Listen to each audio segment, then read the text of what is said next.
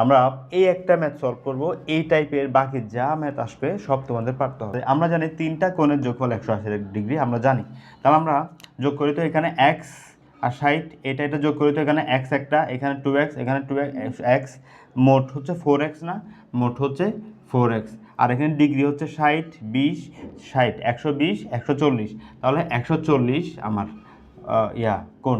এখন হচ্ছে এই যে তিনটা কোণ আমি যোগ করছি, তিনটা কোণের যোগফল আমি আগে থেকে জানি 180 ডিগ্রি, কারণ ত্রিভুজের তিন কোণের যোগফল এমনিতেও 180 ডিগ্রি।